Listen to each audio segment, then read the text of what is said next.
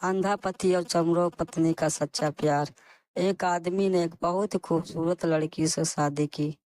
शादी के बाद दोनों की जिंदगी बहुत ही प्यार से गुजर रही थी। वह उससे बहुत चाहता था और उसकी खूबसूरती की हमेशा तारीफ किया करता था। लेकिन कुछ महीनों के बाद लड़की चर्म रोग से ग्रसित हो गई और धीरे धीरे उसकी खूबसूरती जाने लगी। खुद को इस तरह देख उसके मन में डर समाने लगा कि यदि वह बदसूरत हो गई तो उसका पति उससे नफरत करने लगेगा और वह उसकी नफरत बर्दाश्त नहीं कर पाएगी। इसी बीच एक दिन पति को किसी काम से शहर से बाहर जाना पड़ा।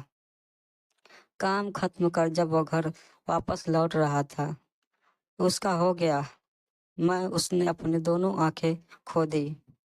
लेकिन इसके बावजूद भी उन दोनों की जिंदगी समान तरीके से आगे बढ़ती रही। समय गुजरता रहा और अपने चर्म रोग के कारण लड़की ने अपनी खूबसूरती पूरी तरह गंवा दी। वह बदसूरत हो गई।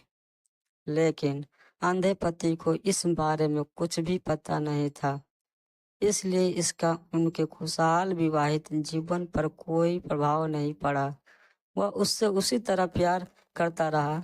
एक दिन उस लड़की की मौत हो गई। पति अब अकेला हो गया था। वह बहुत दुखी था। वह उस शहर को छोड़कर जाना चाहता था। उसने अंतिम संस्कार की सारी क्रिया विधि पूर्ण की और शहर छोड़कर जाने लगा।